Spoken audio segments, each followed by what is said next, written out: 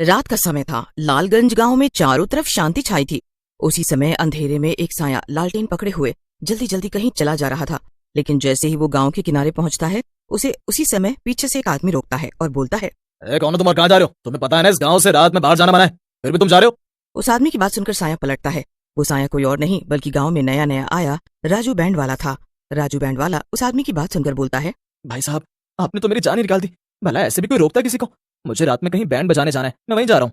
लेकिन उस आदमी पर राजू बैंड वाले की बात का कोई प्रभाव नहीं पड़ता और वो गुस्से में बोलता है, तुम कोई भी हो और कहीं भी जा रहे हो, इस गांव के नियमों के हिसाब से तुम रात में गांव से बाहर नहीं जा सकते, इसीलिए तुम्हें वापस जाना होगा। राजू अपने से लंबे और चौड़े आदमी को देखकर घबरा जाता है और वापस लौटने में ही समझदारी समझता है।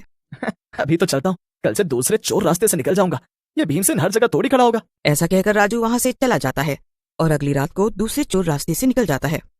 ये गांव वाले भी कितने मूर्ख हैं, इनको कोई भी आसानी से मूर्ख बना सकता है। चोर रास्तों पर तो इनका ध्यान ही नहीं होता है। बेवकूफ कहीं के। और वो खली के जैसा दिखने वाला अपने आप को बहुत चालाक समझ रहा था। अगली सुबह गांव वाले उठते हैं और राजू के घर के बाहर उसकी पत्नी रमा को रोते हुए देखते हैं। उसी समय वहाँ सरपंच जी आ जाते हैं और बोलते हैं, अरे ये राजू बैंड वाले की घरवाली ऐसा रो क्यों रही है? क्या हुआ? कुछ नहीं सरपंच जी, इसका घरवाला राजू मेरे मना करने के बावजूद रात में इस गांव से बाहर निकला और मारा गया। ये तो बहुत ही बुरा हुआ भीमा, तुम्हें ध्यान रखना चाहिए था। तुम तो इस गांव के सबसे बलवान आदमी हो। मैं आपकी बात और गुस्सा दोनों समझता हूँ, लेकिन सरपंच जी, राजू किसी दूसरे चोर रास्ते से रात में चला गया और मारा गया, क्योंकि मैं तो मुख्य रास्ते पर ही पहरा देता हूँ। वो दोनों बातें कर ही रहे होते हैं कि तभी राजू के बूढ़े पिता रामलाल वहाँ आ जाते हैं और बोलते हैं, ये सब क्या हो गया सरपंच जी? मेरा बेटा कहाँ चला गया? उसे ढूंढिए ना, वो हमारा इकलौता सहारा था। अब हम आपके भरोसे हैं। रामलाल की बात सुनकर वहीं खड़े गांव के कुछ जवान लड़के, जिनके नाम सोनू और मणि होते हैं, बोलते हैं, चाचा जी आप चिंता ना करो, हम गांव वाले मिलकर राजू भैया को ढूंढेंगे, क्योंकि अगर इसी तरह से गांव वाले रोज गायब होते रहे तो कुछ समय में इस गांव में एक भी आदमी नहीं रह जाएगा। फिर सोनू और मणि वहाँ से चले जाते हैं।